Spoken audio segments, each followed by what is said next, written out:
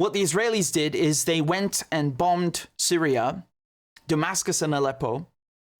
And at the same time, mysteriously, there's an attack by Al-Qaeda.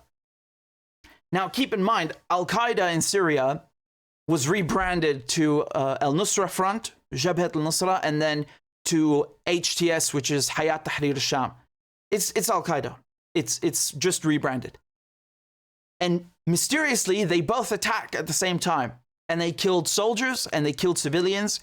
At the end of the day, the death toll was about 40 people. I mean, it's really scandalous. It's truly scandalous. And to make things worse, look at the route that the jets took. They passed through Jordan's airspace. Now, you know, need I remind you that Jordan is an Arab country, supposedly. Jordan was supposed to be thawing relations with Syria, right? They reopened the border. They had flights now. The president and the king had a call together. Everything was supposed to be getting better, but no. The Jordanians, just like the Saudis, just like the UAE, they allow the Israelis to do whatever they like.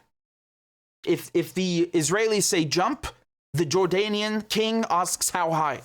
And he is in the British army, just to remind you that he is fully in the system. Although, again, if you were in the British army and an anti-Zionist, fine, but he's not.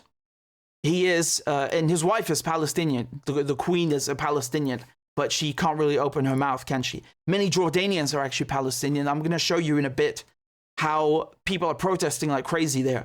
But the fact that this was the route taken, and the fact that Al-Qaeda attacked at the same time, you'll see more in my analysis. I've got a big video coming tomorrow, so watch out for that. This was the response from Hezbollah. They fired at the Israelis. Here's a video that they put out.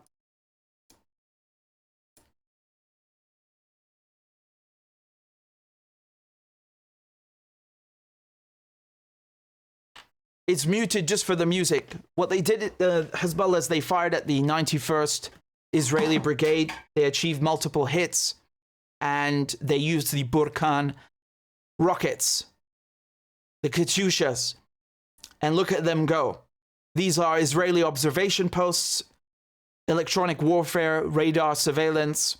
They have them lined up on the border with Syria and the border with Lebanon. Remember that the Israelis are illegally occupying both Lebanon and Syria. You see, Hezbollah are the only ones who actually, along with, of course, the rest of the resistance, they're the only ones who actually do anything about it. You know, Jordan, instead of blocking or stopping the Israelis, they work with them. They let them use their airspace. An Arab country letting the Israelis use their airspace to attack another Arab country. Do you understand now why they attack Syria so much? Oh, the human rights situation in Syria. Oh, the president is a dictator. Oh, this and that. It's nothing to do with that. You think that there's human rights in Egypt and in Saudi Arabia and the UAE and all these allied, so-called allied Israeli countries and American countries? No, it's not better over there. They don't care about human rights. They care about compliance. They want presidents, kings, who do what they're told. And Gaddafi was not one of those people who just, does what he's told. Neither is Assad, neither is Saddam Hussein, or at least he wasn't in his later years. So they kill them. They kill them. And they destroy the country. They go after the country. And now you can see on the map, I mean, Syria is broken up into 4, 5, 6 goddamn pieces. Who the hell knows at this point? I mean, we obviously know that the Israelis are down here, the Turks are up here, the Americans have 1/3 of the country. You have ISIS in between, in the desert, in Palmyra, and up here as well. And Al-Qaeda. It's a mess. It's a mess. This is the punishment for not doing what you're told. You can see here that the Israelis were also busy bombing Lebanon. They killed 16 people, and then Hezbollah fired back and killed a few Israelis as well. The difference is that when Hezbollah are firing, for example, in the video I just showed you here, this is a military installation. Look at this. These are military, they're illegal military outposts. They are not houses with civilians inside them, right?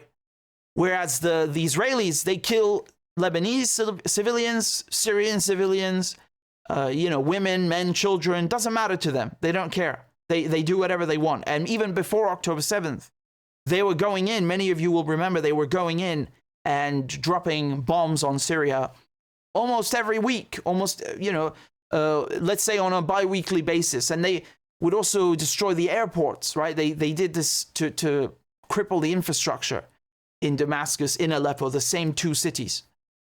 So what I want to say to you here is that the Israelis are not just in Gaza. The focus is on Gaza.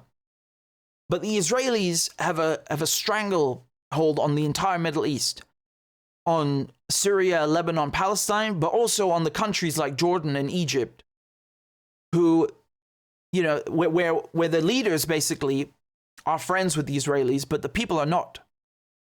You ask an Egyptian that you know, or go to Egypt and ask someone in the street what they think of Egypt, of Egypt's ties with Israel or Jordan's ties with Israel, and they will say, to hell with them. Ask them, see for yourself what most of them think. So, of course, when we say Israeli, we're also talking about an American grip on the Middle East. It's not a free Middle East, and that's the tragedy of it. Let me show you in Jordan what's been happening.